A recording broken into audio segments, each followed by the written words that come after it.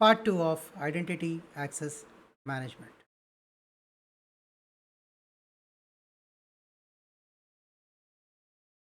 In today's digital world, teams often need to work together across departments, regions, and even with external partners, vendors, or customers. IAM helps organization ensure that this collaboration is secure, controlled, and compliant without slowing down productivity. Let's look at how secure collaboration works through a step to step guide. Starts off with defining your internal and external user types. Internal user types are employees, interns, contractors, etc. Whereas externals are your vendors, partners, third party service providers, customers. Clearly categorize and document each group and their required access. First, pause here. Do you have a clear mapping of your internal and external users? That's the basic requirement for moving forward. Is there a clear categorization? Is there a clear definition? And more importantly, is it documented for any review? Then, once you document, is the documentation also defining their entitlements? Use identity, which is federation or B2B collaboration tools, etc. Enable external users to log in using their organization credential via identity federation, which is SAML or OAuth or Microsoft Entra B2B. Avoid creating duplicate internal accounts. Next, grant role or task based access. Then assign access based on what they need to do, for how long they need to do, from where they are able to access. You need to define this. Of course, to define this, you need to have a system in place. Do you have a system in place? If not, the starting point is to get a system in place so that you can define what, how, and where. Else, it is not feasible to have it. Once that is done, apply your conditional access policies using risk based controls such as MFA required for external users, or access limited to secure devices or corporate networks, or block risky geographies or unverified devices. Do note, to do all of this, you need a system in place, a current system in place. Doing it manually is simply not feasible, it can't sustain it. Once that is done, then we move to the next is about monitoring and logging the shared resources. Track who accessed shared documents or application, what changes they made, when access was granted and removed. Use cloud access security broker or collaboration tools with built-in logging. Then implement collaboration governance. Set rules and controls for guest accounts. Automatic review of external access. Approval workflow for new collaborations. Once this is in place, you need to educate users on secure collaboration. Train both internal teams and external partners on how to access securely, what is acceptable use, and how to report security concerns. Next, let's look at a checklist for secure business collaboration via IAM. First is user type categorization, wherein you categorize internal and external users, and this definition needs to be clear and documented, agreed and documented, of course. Identify federation setup, wherein external user authenticates via their own IDPs. Next is role and task based access. Access is limited only to what it is needed. Do you have that in place? And for the duration that is required. Ensure that you have a context based rule and it's enforced using MFA, device checks, or geo blocking. You need to have that system in place, if not already. Then need to log in the activities. This logging also means checking out who accessed the files, apps, what for, what duration, was it within the limit that has been defined or beyond, how many times it was beyond. All of these need to be logged in. Check out whether those temporary access were revoked automatically or was there any slippage. It's possible if the tool has a misconfiguration or there is some compromise. This slippage might be big and would trigger off a malified access which can compromise your system. Check out whether guest accounts are limited and cannot access critical systems. That is, they need to have limited access. Of course, defining what is limited is something as a base work. Check out whether alerts are triggered when there is abnormal access on file access or abnormal downloads or abnormal logins. Do you have that in place? Do you have alert mechanism? If not, it's time to do that. Log all activities for any review. It will be required for multiple purposes, including forensic reviews. The next is template or checklist for collaboration risk management, which is about defining, classifying users of external, internal, temporary document their access need. Enable external use to authenticate using their own organization identity provider. Restrict access to what users need for their role or task. Recommended to apply time-based access. Enforce rules like MFA, device compliance, location check, access restriction based on risk profiles. Log all access and modification to share document, application or systems, monitor for anomalies. Set expiry dates for guest or third party access account to avoid lingering permissions. Conduct regular reviews of access rights for external collaborators and revoke unnecessary access.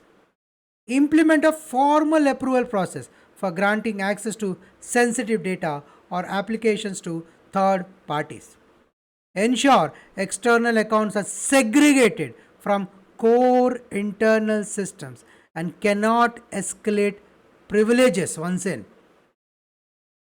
This is for external account. Train all collaborators on secure use practices, data handling, and incident reporting procedures. Configure alert to detect unusual activities such as bulk download, foreign logins, or unauthorized file access. Store access logs securely and retain them for a period that meets compliance or audit requirements. Now, pause here. Take a screenshot of this. Break these into individual sub-items. Example, if I take the first one, define and classify users as internal. Do you have it currently? Do you have classification for external? Do you have a classification of temporary access? Are there individual needs documented? This is how you can break this checklist, which becomes relevant for you, and you can use this against your own checklist, your own organization checklist if there is any. If the organization do not have this checklist, use this as a base reference and you can build on it. Becomes a good starting reference point. You can customize it, enhance it, improve it, and add more attributes to your checklist. Helps you with your policy. Let's look at components of IAM. Well, the IAM framework are typically composed of the following core components, which is identity governance, authentication, authorization, provisioning and deprovisioning, access certification and reviews, and identity repositories. Let's look at the first one, which is identity governance. Well, it enables organizations to define, manage, and audit user access policies. It has three major areas. One is the role-based access control, which is RBAC. Then you have policy-based access control, or PBAC, or attribute-based access control, or ABAC. Do you remember R, P, and A? role, policy, and attribute. Now, what is identity governance and why it matters? Well, identity governance is a key part of IAM that helps organizations control who has access to what based on clear rules, roles, and business needs.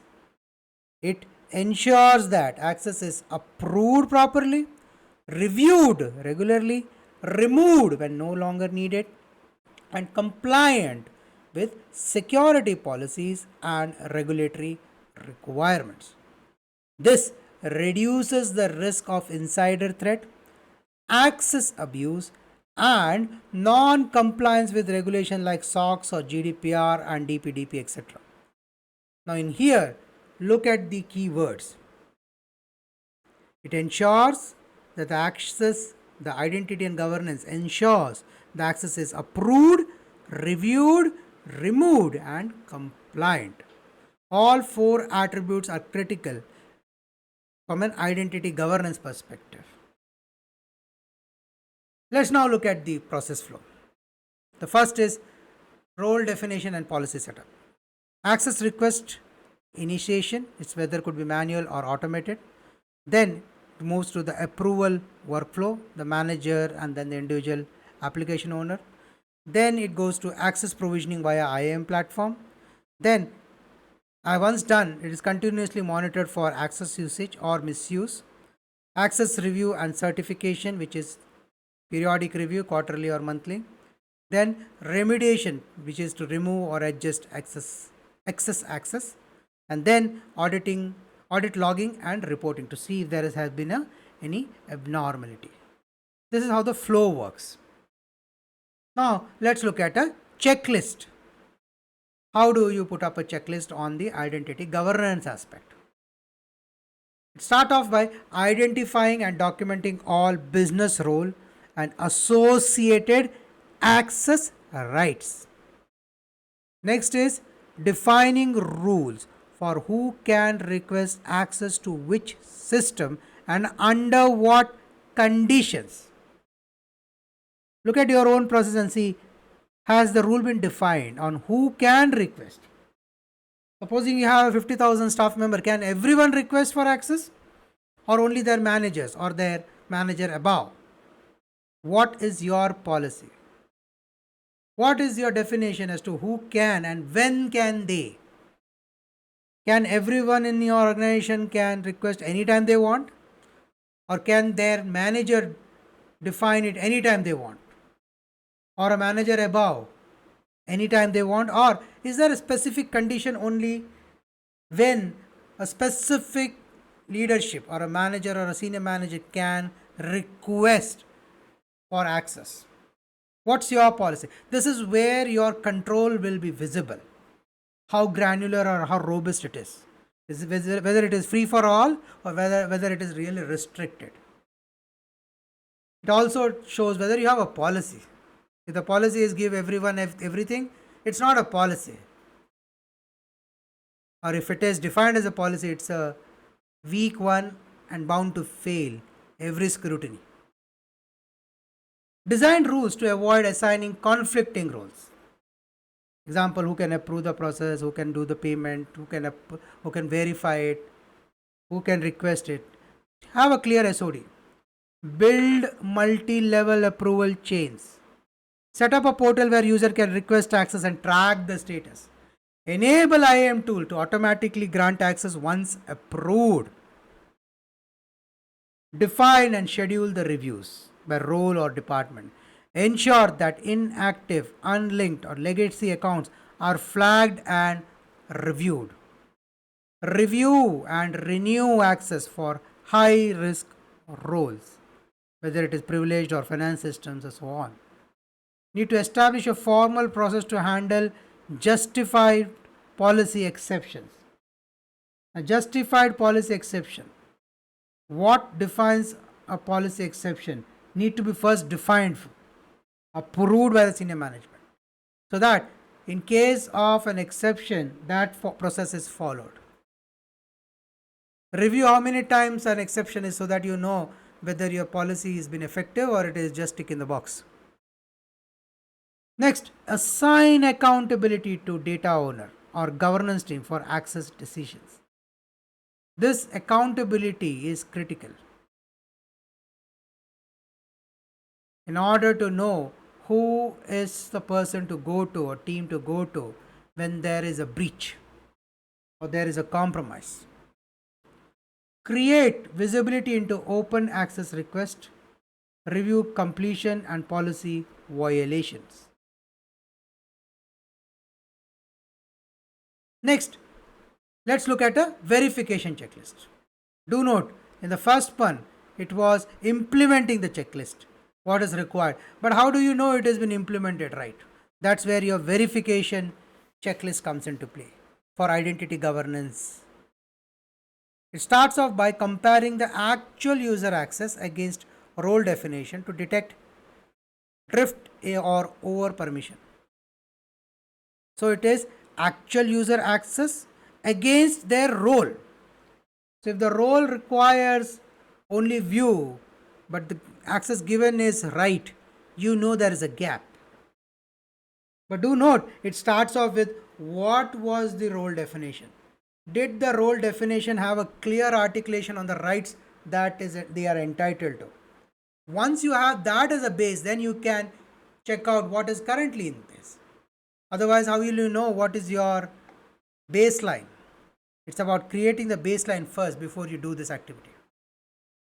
Check IAM reports or audit log for any violation or overrides on SOD rules. Confirm that scheduled access reviews are completed by the reviewer on time. Store reviewer's decision and timestamp as audit evidence. So, was it done? Was your quarterly review done? Those need to be timestamped. Those approvals need to be recorded and logged, which cannot be challenged later on. Track how many access rights were removed from after each review cycle.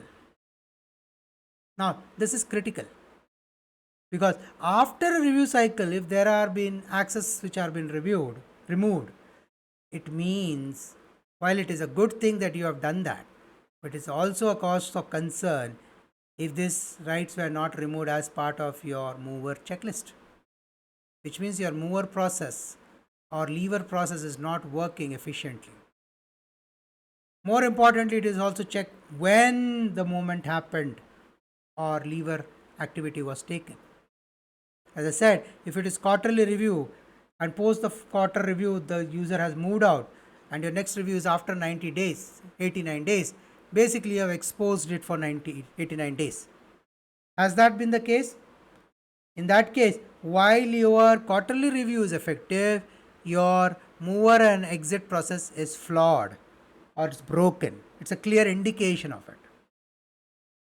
Ensure all policy exceptions are documented with business justification and review dates.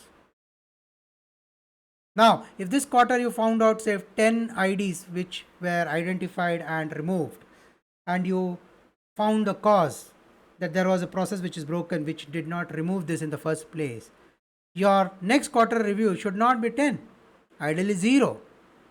But if it is reduced, it also indicates progress, but still there is a gap. You have to know which part of the process is broken. This documentation is critical to know if there is a progress or improvement to the process.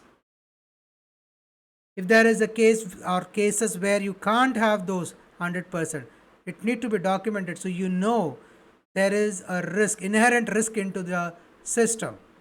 This should come to the management attention so that it can be recorded as an inherent risk to your infrastructure. Is this the case? If not, why not? And what is required? Confirm that access review logs and governance dashboards are used in internal and external audits.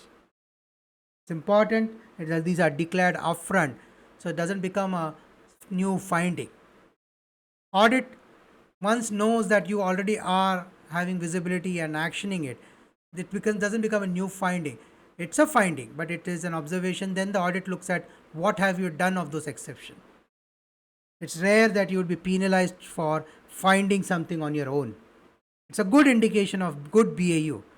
Having said that, the audit would be looking at what have you done. Is it just that you identified and stayed there, or you moved with it? If you have identified, you will not be penalized. But if you have identified but have not taken on action, no action, that would be an audit observation. So identification and taking action both need to go hand in hand. The first is a trigger and second is a follow-up. Governance team or access owner are active in policy creation and enforcement. You need to have a proper governance structure in place. Who does what? Who creates, who enforces, who monitors? That also need to be clearly documented. It shouldn't be a case that one person thinks the other person's role is the one to perform. IAM tool generates alerts or logs for suspicious access or policy violation. This should be in place. Logs should be generated. But more importantly, an alert should be defined and activated or enabled so that it can read the log and give a flag or raise a flag when there is an exception beyond your accepted thresholds.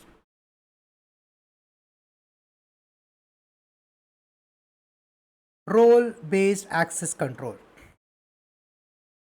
Role-based access control is a security model that assigns system access based on a user's job role in the organization.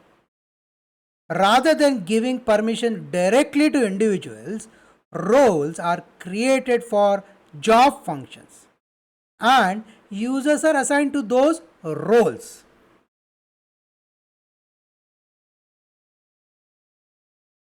So the goal of ABAC is to ensure least privilege access.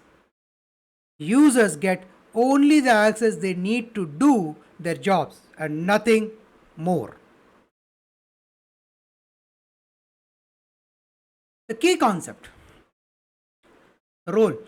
It's a collection of permission tied to a job function. Here the job function could be HR manager, financial analyst and so on.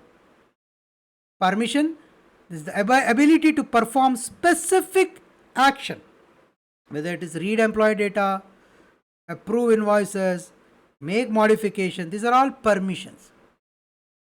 Next is users. It's a employee or a vendor or a partner assigned to a role. So resources. These are data or systems that need to be protected, whether it is application or files or databases.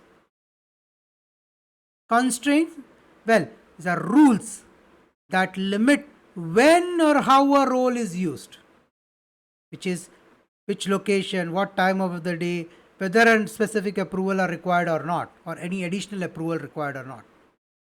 These are the key concepts in ABAC. Now, let's look at from an implementation checklist perspective.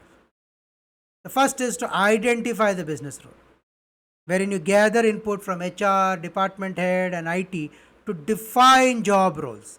We discussed this. Defining the job role is critical and the first step before moving to any other steps. Then it's mapping each role, determining what systems, which apps and what data are required for those job roles. Using a clear naming convention and so as to avoid any overlap. Naming convention should be self-explanatory. It shouldn't be a mystery. Then identify the parent and child relationship if using a role inheritance. Example, analyst or should have lesser access than a manager. The parent is the manager, the child is the analyst, reporting to the manager. Your roles should have rights accordingly. Should match users to role based on department, job title or business rules. Then you need to configure the ABAC role in IAM tools, directories and applications. The next critical step is to review role entitlements to ensure they contain only the necessary permission. Again, what is necessary need to be predefined based on the job role, based on the department and the HR's original mapping of that role. Define incompatible role and create SOD policies. This is about you shouldn't have a role which is a maker and also a checker, a creator and also an approver. That's incompatible. You need to have a clear segregation of duty, and that should be defined in the policy itself. Should require management approval for assigning high risk or privileged roles. High risk and privileged roles are not free for all.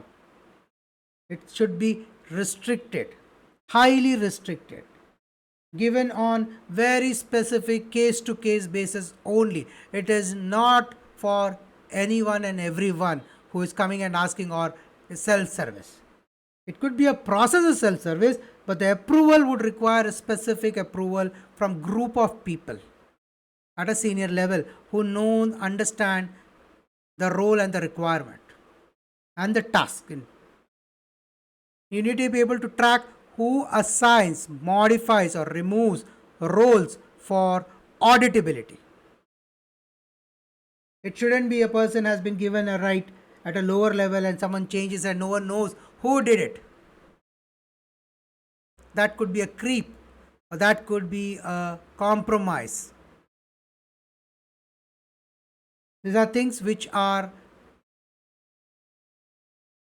more identified during a cyber attack or a vulnerability cases.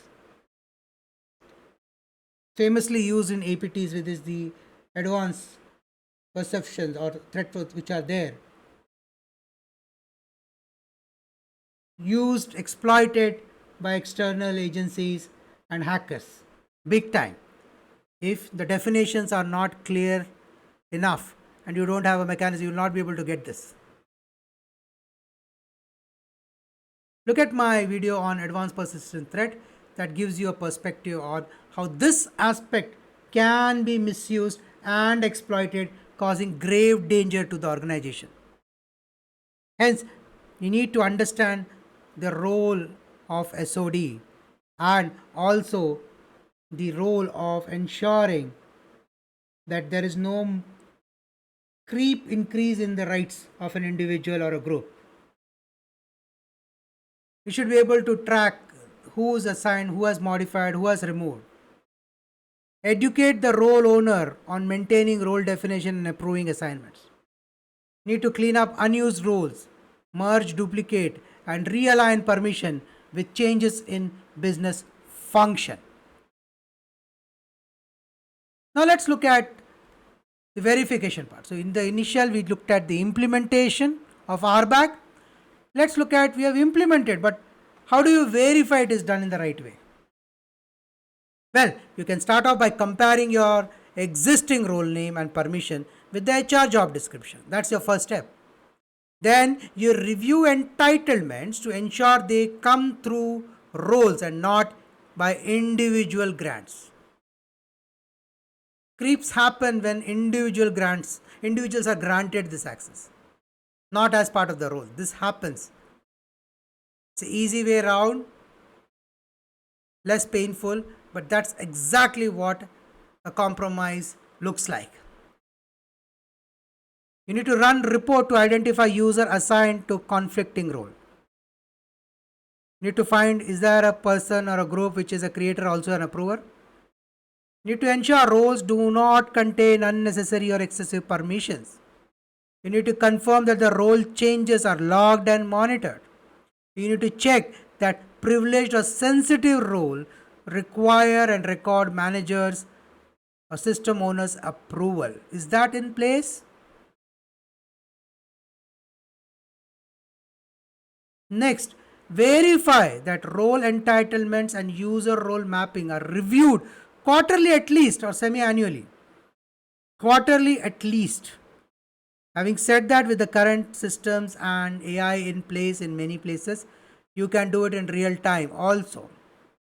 Check out for that feasibility so that you don't end up having an 89-day black hole with you if you're doing it quarterly.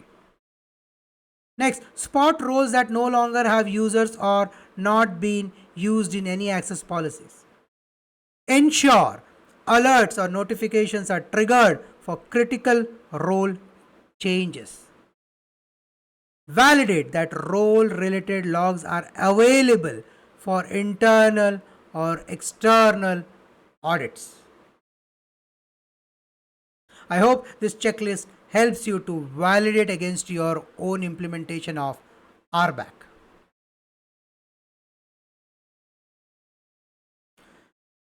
Now, some tips for success in RBAC space. Avoid role explosion. Don't create a unique role for every possible combination of permissions. Use role mining tools or IAM analytics to discover common access patterns. Assign ownership of each role to a business stakeholder for governance. Combine RBAC with ABAC if dynamic access logic is needed. I hope this tips helps you in your infrastructure. Let's look at PBAC. What is policy based access control? Policy based access control, also called as policy driven access management, is a model where access decisions are based on policies rather than fixed role. It's considered one above the RBAC, much more control than what RBAC provides. These policies use if this, then that logic. If this is the case, then that has to be done. That logic is based on multiple attributes such as user's role, location, device type, time, risk score, or business context. The key idea behind policy based access control are, instead of saying a manager can access payroll, PBAC allows rules like grant access to payroll if the user is a manager logged in during business hours from a corporate device and is in the finance department. Just read through this, understand the attributes that is added for providing an access.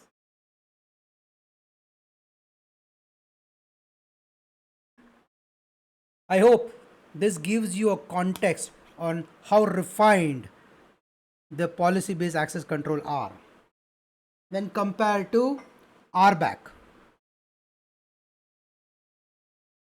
So let's look at the difference between them.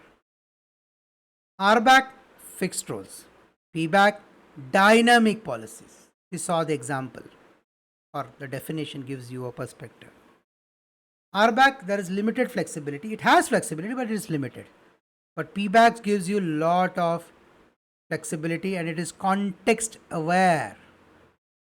It's RBAC is good for static organization, PBAC better for complex or dynamic organizations.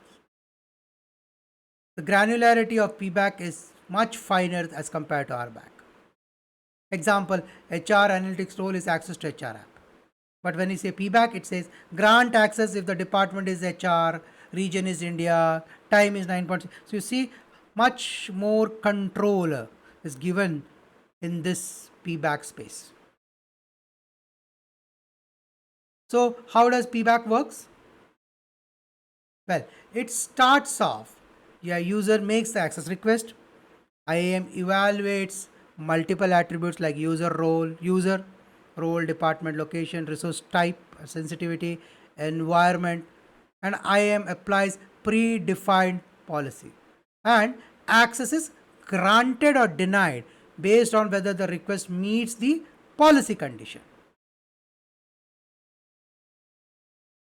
Now let's look at a implementation checklist of PBAC. We looked at the RBAC implementation, then we looked at the verification of RBAC. Now let's look at the PBAC implementation. In PBAC implementation, it starts off by identifying where dynamic access control is needed.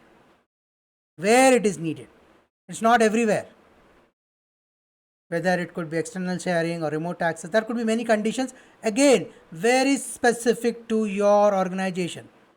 Take this as a reference, but customize it according. You don't want a pain to be added. Yes, it should be painful enough so that it manipulating or misusing is difficult, but it shouldn't be a pain for your BAU. It shouldn't compromise your system. It should add to a level of granularity and control, more of a deterrence to start with, but also important control. Once done, ensure IAM can gather and process attributes like user role, department, device trust, geolocation, risk score, etc. So while we had multiple parameters which can be used by PBAC, your PBAC should get this information from all the other tools which are gathering the required parameters. Do note, if the inputs are missing or it does not function, your PBAC will misfire. Hence, you need a robust system to provide the information for PBAC to take a decision. It cannot be that a PBAC is capable, but the inputs feeding to the PBAC system is not working or flaky. Then you have a problem in BAU. So before you enable PBAC, ensure that your downstream or upstream processes and systems are able to feed the information to PBAC. The next is using IAM or access management platform like that supports PBAC, which is exactly like Azure AD, ForgeRock, Ping1, SailPoint, etc. Then creating the access policy. That is if then logic. That is if user X and Y and Z, then allow access to resource R. That's the sample, but that's the idea being shared here. Link your access policy to specific application or API or data types. Run simulations and what if scenarios to ensure policy behaves as expected. Now, while it is to be also in RBAC, but PBAC, you need to run simulations to ensure that your BAU is not stuck. As I said, this requires multiple systems to collaborate with each other so that PBAC can work smoothly. Else, if it is half-baked or implemented out of excitement without thought process, the BAU it takes a hit and you would end up holding the baby. You have to ensure that it's well thought through. Simulations are done rigorously so as to ensure it is not causing unintended results. Deploy policies in production environment with monitoring and rollback options.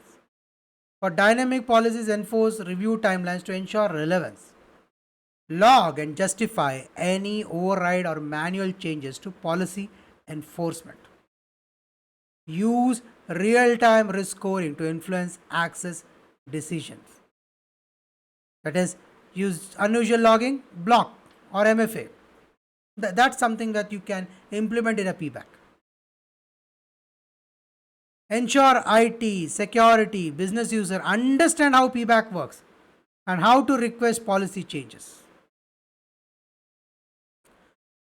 Now, you implemented PBAC, assuming. How do you verify it? Now, this checklist helps you in some way. First is to review if each policy supports a real world scenario. Then test that the IAM engine is reading all necessary attributes during access decisions. Ensure policies are not written too broadly. Next, verify that the source systems are feeding correct and updated data. Confirm that access decisions based on policies are logged and auditable. You can trace back how a particular decision was taken. Hence, All of these needs a log, and logs need to ensure that anything and everything in that decision making is having a reference point which can be traced back.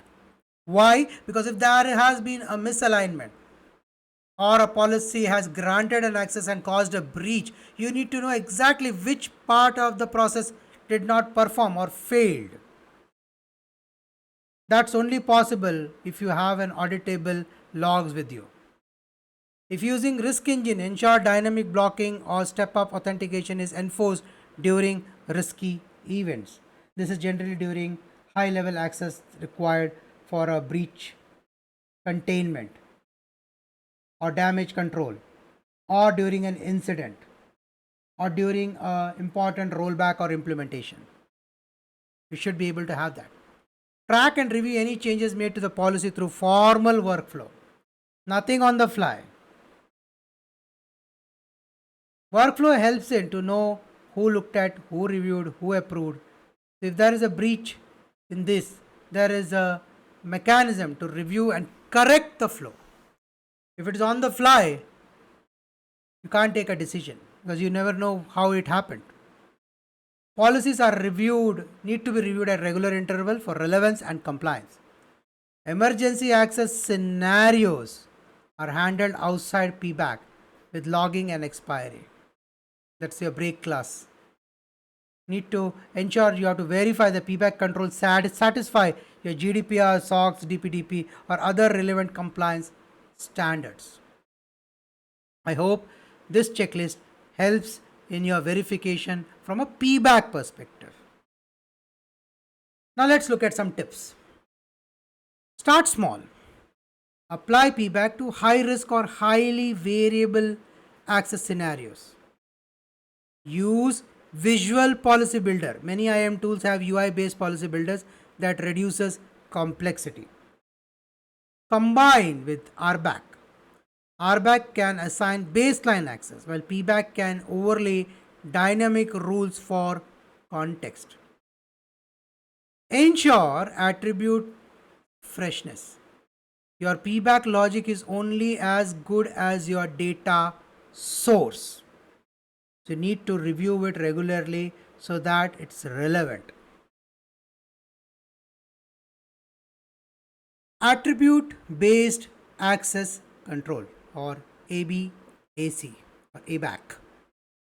Attribute based access control is an advanced access control model where access decisions are made based on attributes associated with the user, the resource, which is data or systems, the environment, which is time, location, device, etc., and the action being requested. So instead of assigning permission directly or through roles, ABAC policies evaluate the condition using if this and that, then allow logic. So we look at some examples.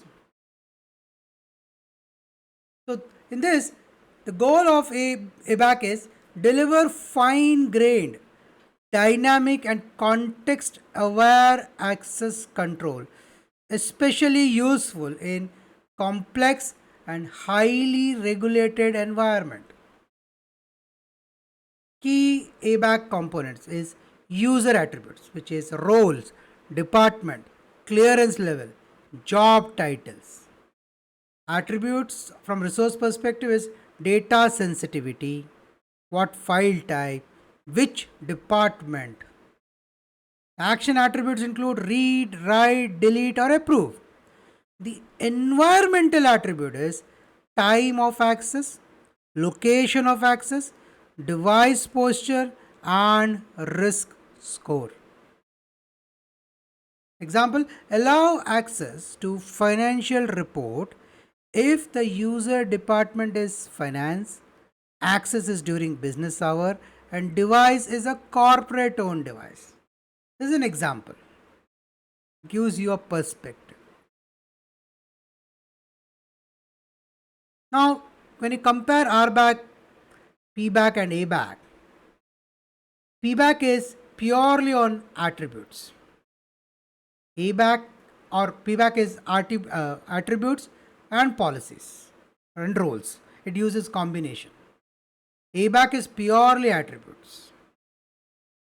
When you look at flexibility, ABAC is high dynamic and very granular.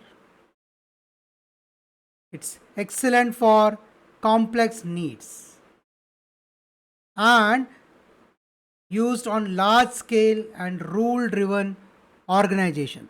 The more the expectation from a regulator perspective, regulations, the more the regulation, the tighter the regulation, the more higher the penalty if there is a breach. You would find those organizations preferring ABAC. This ensures that the controls are granular up to the last attribute. That's possible using ABAC. Let's now take a view on the checklist on how do you implement it. It starts with high value areas like sensitive data access, external partner control, or shared services. It starts by listing all users, resources, actions, environmental attributes needed for access decisions. It needs to integrate IAM with HRMS, ITSM, CMDB, device management, and all available systems. Do note, the more control you want or expect from a ABAC, you need to provide input to the ABAC, which means all the supporting systems would need to feed their information to the ABAC system so that the logics can be applied. If your expectations are very high, but you don't have your systems providing the input, the logics would be limited, curtailed, or handicapped. You would not get the required output. Hence, the step one is to ensure or first review your systems in place, their capabilities to provide their input or the relevant attributes to the ABAC system so that the ABAC can take the decision.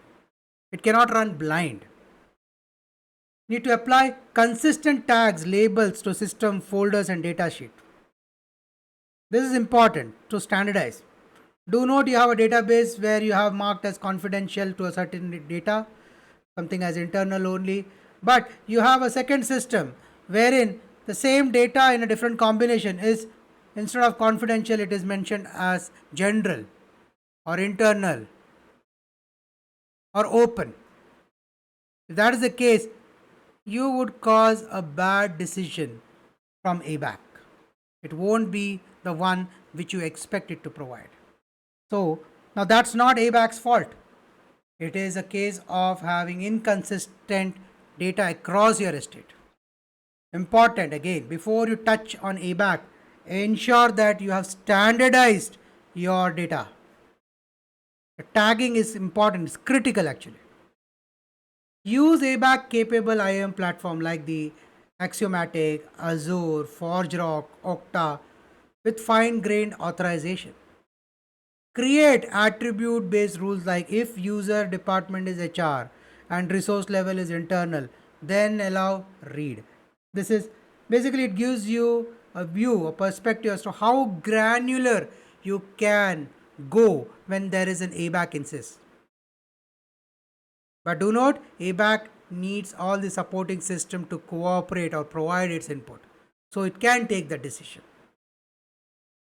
You need to text access logic with real scenarios to avoid blocking legitimate users. The more the complexity in making a decision, as case with ABAC, the higher chances of user getting blocked, and it aggravates if the input data are not standardized or inconsistent. At that point of time, you might blame the ABAC, but ABAC is doing what it knows. Based on the input, it takes a decision. If the input is junk in, it's junk out.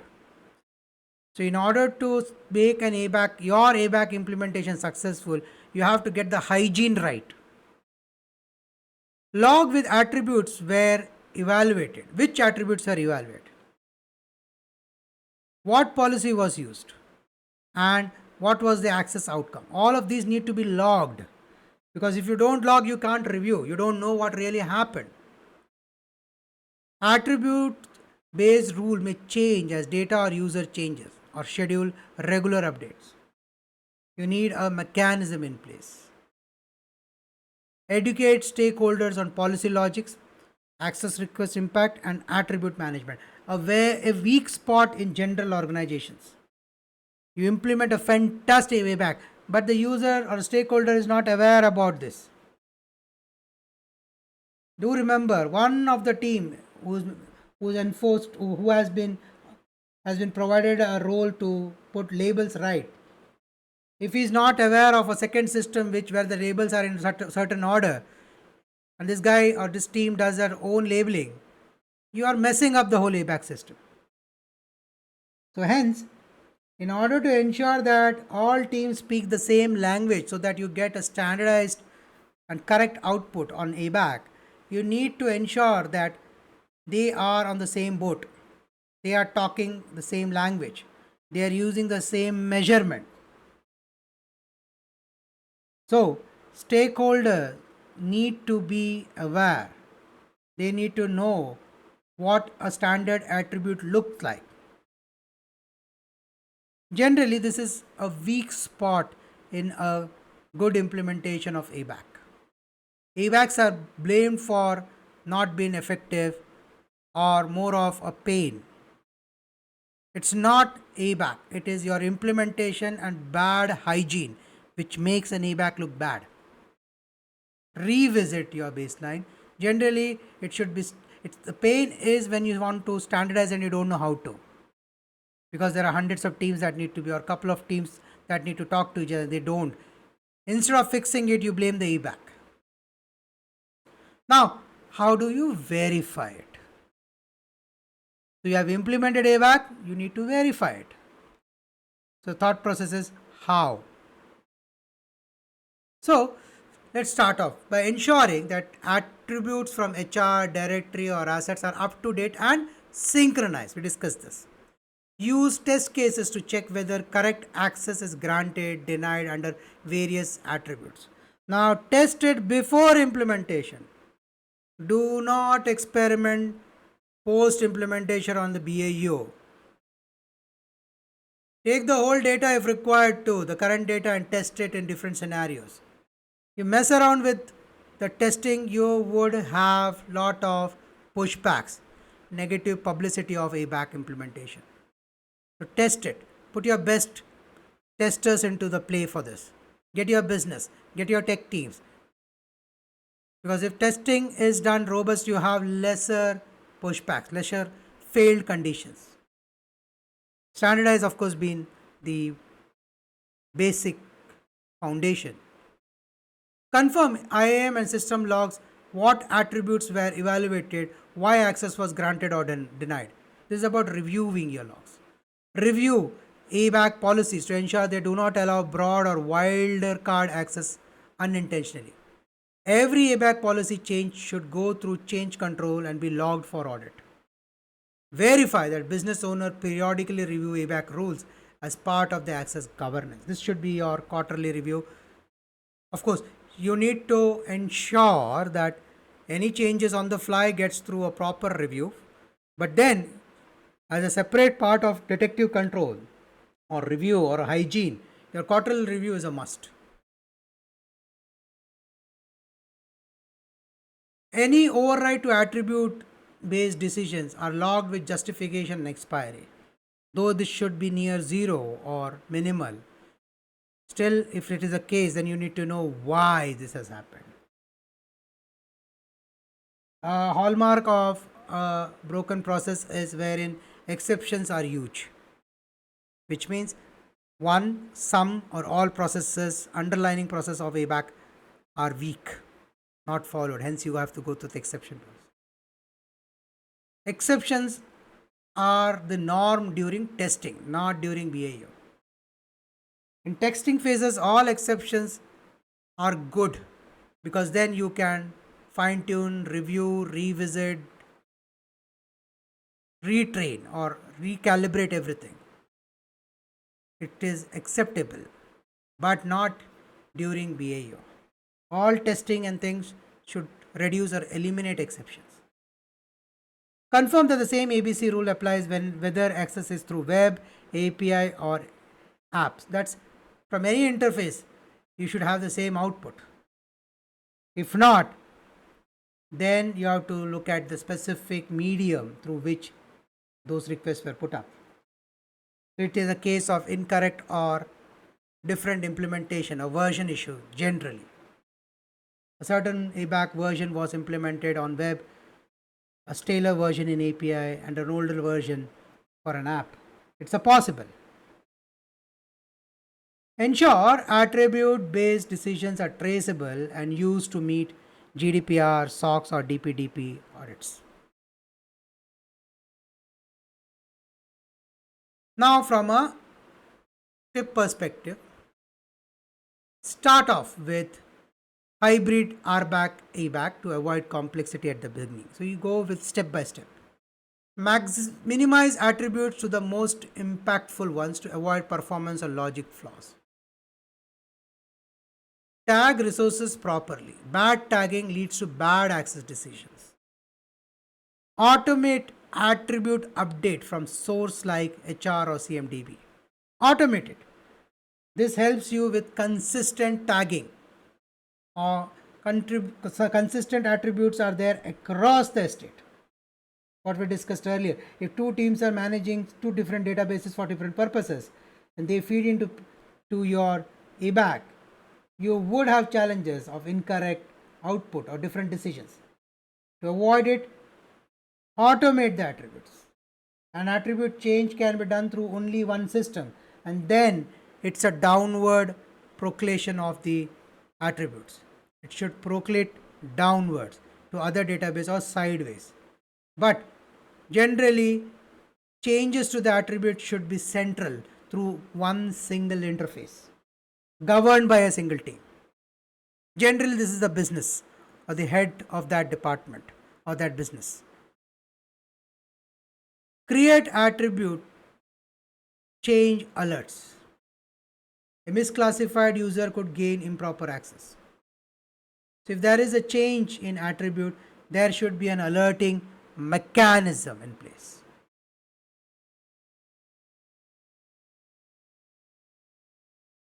Now we move to the next one. We touch based identity governance. Now we move to authentication.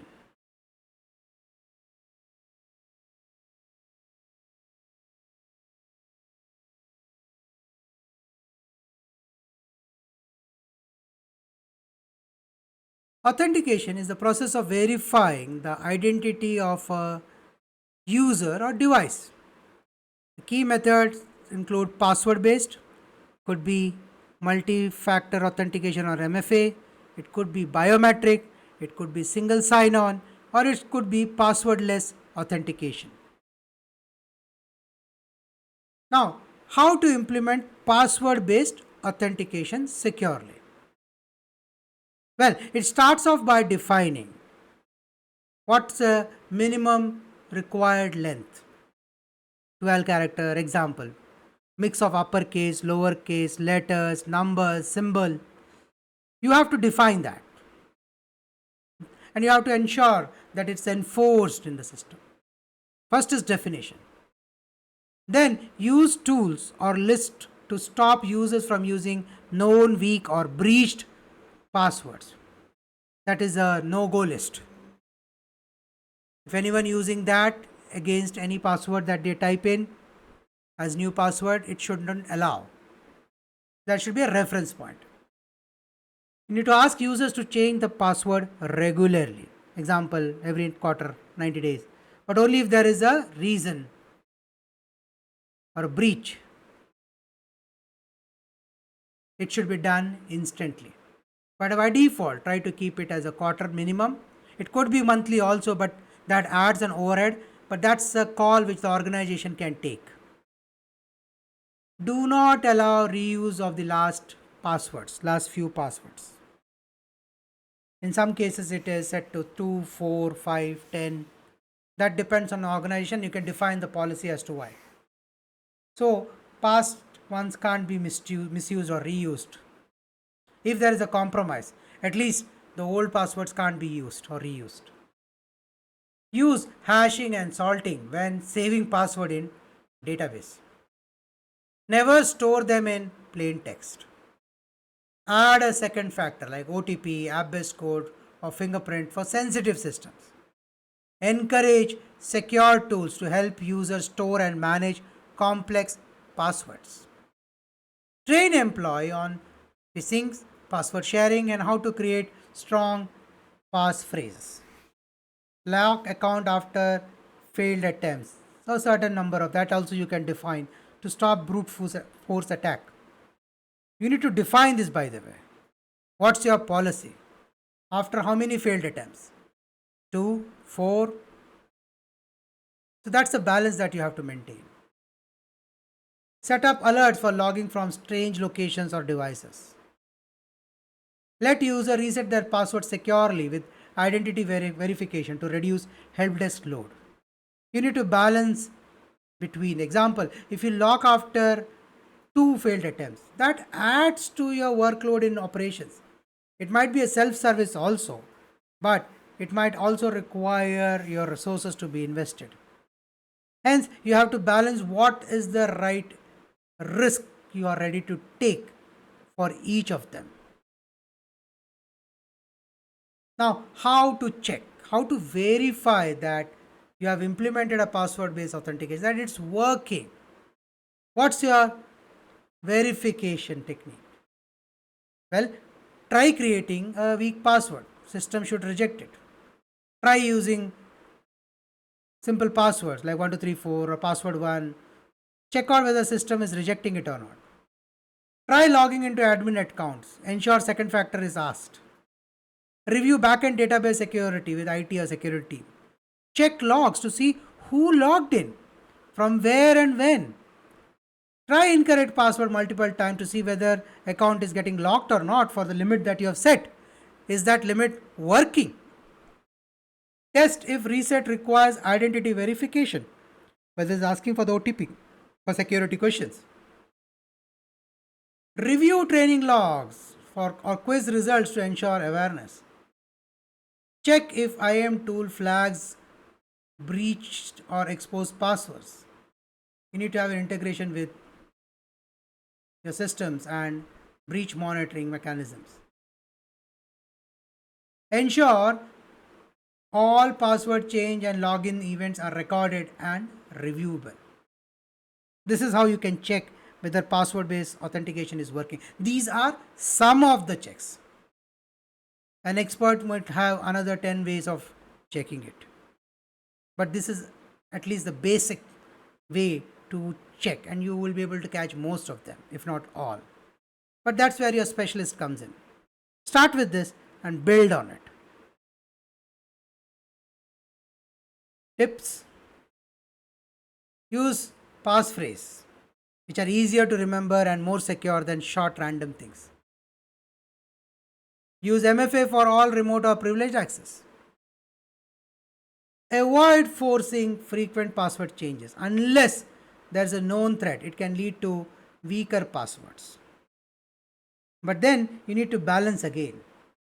You can't have a password for a unlimited amount of time if it is not breached.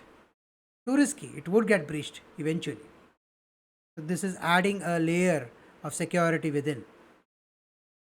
Plan to move to passwordless authentication gradually using biometrics or secure token. So this could be a first stepping stone, and then you can build on it.